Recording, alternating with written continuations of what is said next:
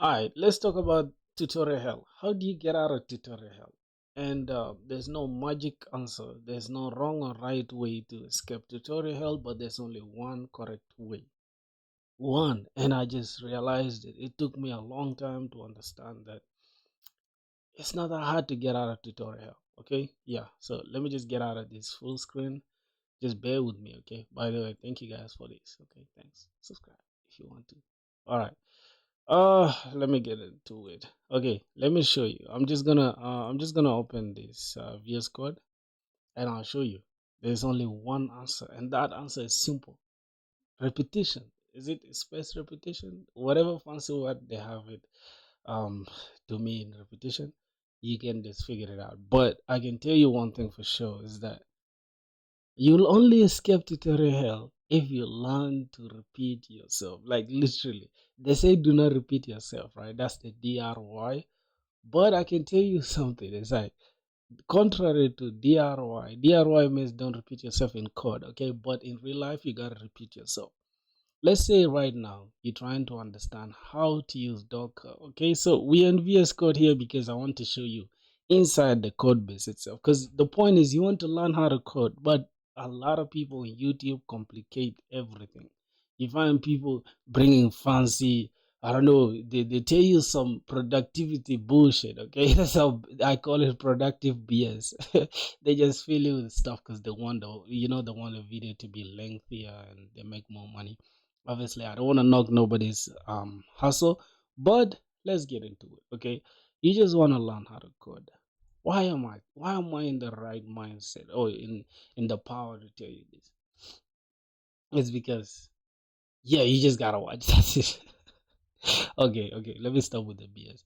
So if you can see right now, let's say for example I want to learn something called Docker, right?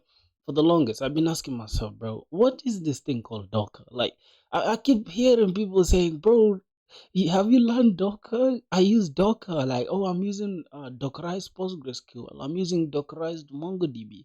I'm running Docker container. I'm like, what the hell is that? So the first thing I did was just get inside the code editor and literally just go to Google, just right here and type what is Docker. Okay, what is Docker? Now that was the first thing I asked. I said, what is Docker? All right, now it's like an open source platform designed to simplify the process of building and deploying and running applications using containers.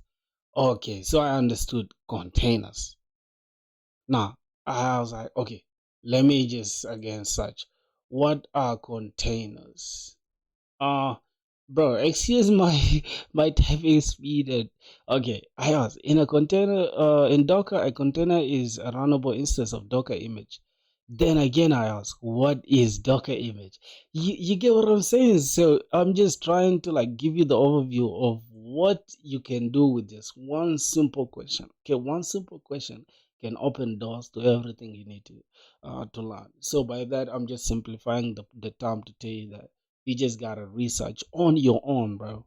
Don't go to YouTube. Don't let nobody tell you anything, okay? Don't let nobody sell you a course. Just go to Google, type whatever you want, you get the answers. Okay. And if you don't get it from Google, ChatGPT is there. The issue with ChatGPT is that it just gives you, it bombards you with a bunch of stuff to the point where you get distracted from your main goal. Okay. So you can see how Google is straightforward. The main goal first was what is Docker? It gave us the answer. We got the term container from it. Again, what is a container? As far as Docker is concerned. Okay, a Docker container is a runnable instance of a Docker image. Then the next thing you'll ask, what is a Docker image or whatever? What is image in Docker, whatever? A Docker image is a read-only template used to create Docker containers. It essentially serves as a blueprint or a snapshot of an application and its entire environment, including, okay, blah, blah, blah, blah.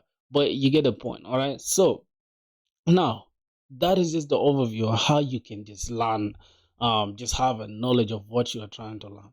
Now, the next thing you do after having just that overview is how do I run Docker, okay? Or how do I install Docker? Or how do I do that, okay? Then you'll ask, how do you install Docker? All right, simple question. Okay, how do we install Docker? How to install Docker. Right now, I'm telling you something that is very practical. You don't even have to stress. Okay, very practical, literally.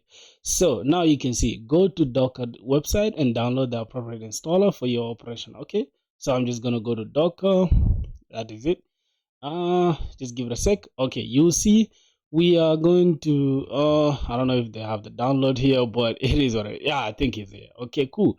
So we can download Docker desktop. As you can see, we can download for Apple Silicon. So I'm using Apple Silicon. That is I think the M chips, something like that. So after downloading, all right, the next thing I'm going to see, let's just go back. All right, just bear with me. You'll understand the point I'm trying to make. Alright, so yeah, after that, how do you install Docker? You now know how to install Docker. Okay, now the next thing is, how do you run Docker? You see, you just going question to question to question, and you're getting answers for your problem.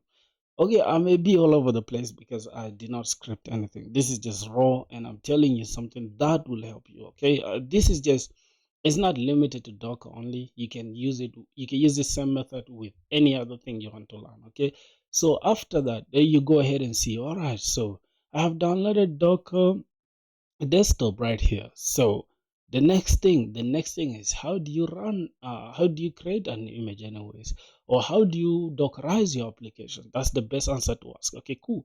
Now let's go ahead and say how to dockerize,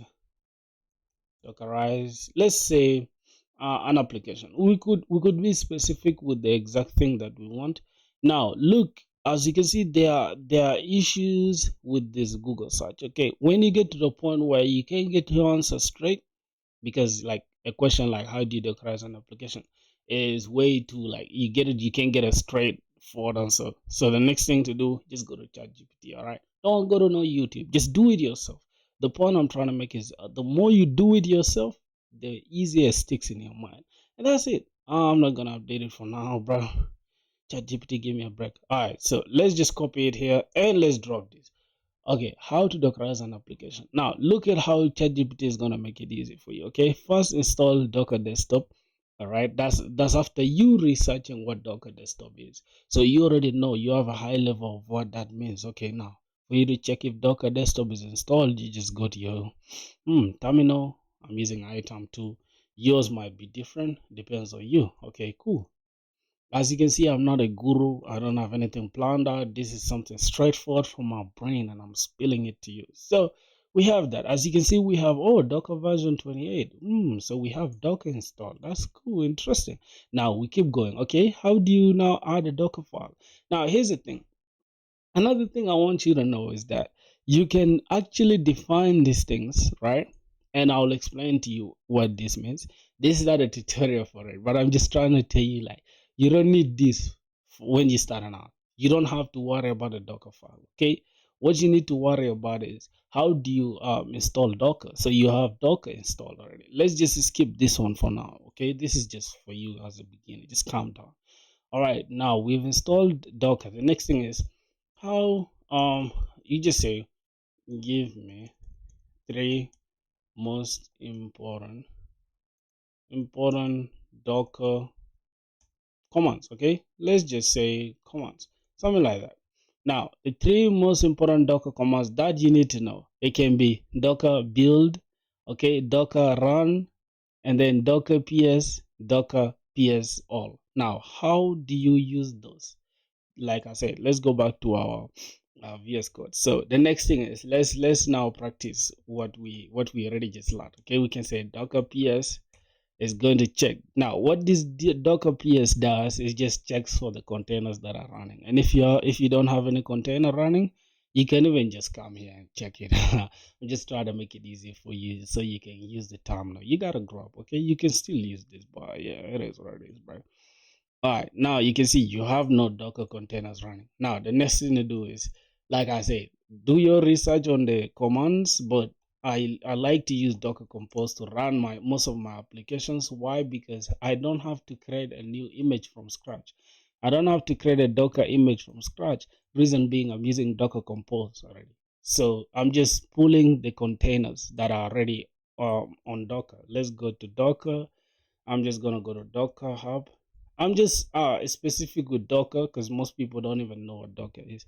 But you can do your research on anything, any language, whether it's Node.js, not Bon, oh my God, Bon is part of JavaScript, is a runtime, whatever. So let's go to Docker Hub, okay? Let's look for Postgres. Uh, let's just say Postgres. As you can see, this has been pulled 1 billion times and it was last updated 10 days ago. Oh my God. 1 billion plus is crazy. So you ask yourself, oh, how do you pull an image from Docker Hub? Okay. Interesting. You've learned something new that you don't know. Okay. Just say how to pull an image. Okay. From Docker Hub. Yeah, you might say use Docker Compose or anything, but it's cool to just go ahead and see. Okay, cool. So you can see Docker pull image with the name tag, and then you have Docker pull node at latest, Docker pull Postgres 16. So you can see these are the same things. If I click right now on any of them, you can see all the images. This is 18 is better, still better. So I think the stable one is 17, right? Yeah, so now how do you run it is here. You have everything in the documentation. So that's another important thing to make is like always just refer to the documentation because that's the only one source of truth. Okay, anything other than that is just somebody trying to sell you that course. So don't buy that course, bro. They don't deserve your money. Those are gurus.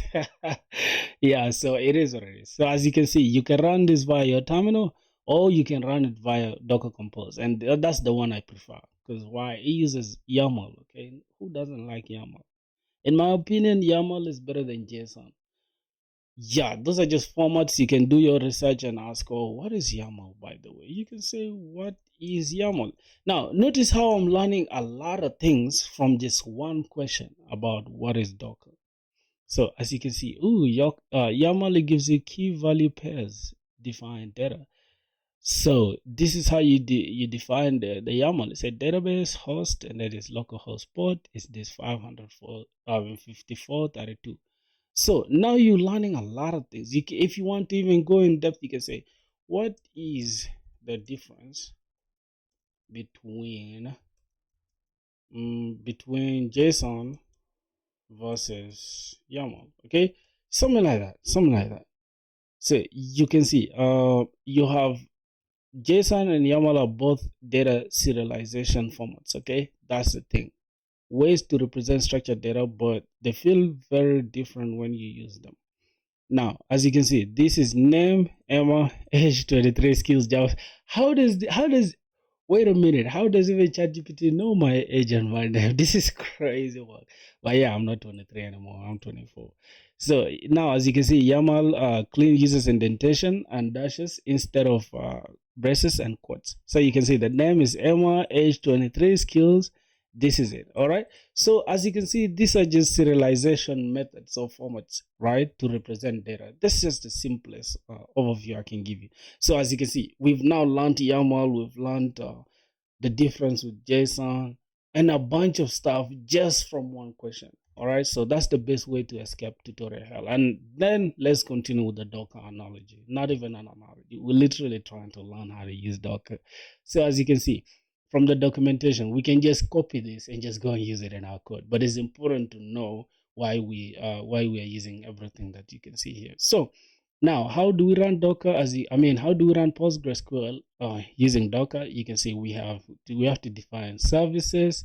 Then we give a DB database. Okay, we are obviously pulling the database, and then now, what's the image of the database? Is Postgres, and by default, Docker Compose picks the latest image. Okay, you can leave it as Postgres like this, it will still pull the latest image. But yeah, by latest image, I mean the latest image is currently 17, version 17. Yeah, I think 18 is still on beta. If you want the specific version, you can just state it there. Just say something like that. All right, and it will pull the exact the exact image that you are looking for. So now we are learning things that we wouldn't otherwise pick it like that if we're watching a tutorial. I'm telling you, because I've been there, bro.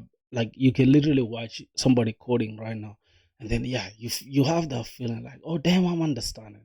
But when you go to your code editor, you try to like literally just do something, you can't do nothing. You see that? You just didn't learn anything. You just watch somebody do something. All right.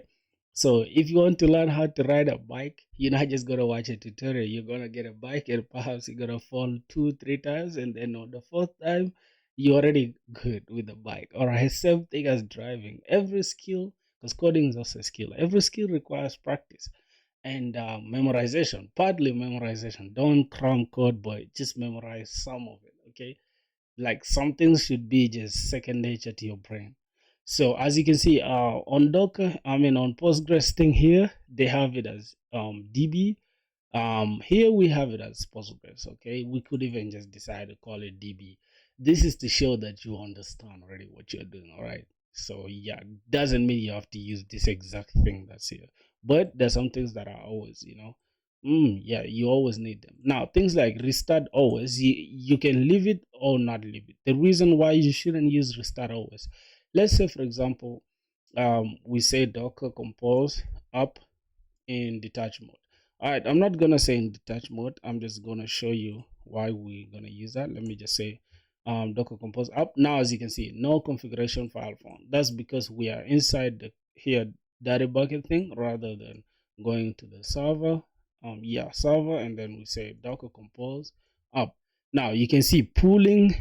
You can see Postgres pooling. So if we had this inside our Docker compose here as database or DB, it was going to say DB pooling, as you can see. Something like that. I think it's not there anymore, but you get the point. All right. So you can see Postgres database directory appears to contain a database. Skipping initialization, that's because we already had it. Okay, now you can see the database system is ready to accept connections. So as you can see, our database is running, but damn, it's running in our terminal. And what if I want to type anything? I'm not going to be able to use my terminal. So I'm just going to remove this, stop it. As you can see, Postgres stopped. We can again say Docker compose up in detach mode. Now, these things, you'll all understand them once you start using Docker yourself. You get. Don't just watch any tutorial, just follow what I told you. All right. Yeah, it's not like a rule for you to follow, but yeah, I think I'm making sense. So the rest you can skip this. Like you can skip the sizes, whatever. The example, like environment thing, I have them in my .env. That's why they're looking like this. So this is assignment for you to do. Just go and research how do you use environment variables with Docker Compose. Now, what if I don't include this .env, right? What's gonna happen? You get it. You just delete things, break them, fix them. That is coding. Okay. You watching tutorials is not coding. Yeah, that should answer the question. So I think if you want to learn something again or any other thing you want to know, just let me know in the comments, my boy. I'm out of here, bro. If you want to subscribe, do. If you don't want, all right, bye. See ya. Okay. Let's get it.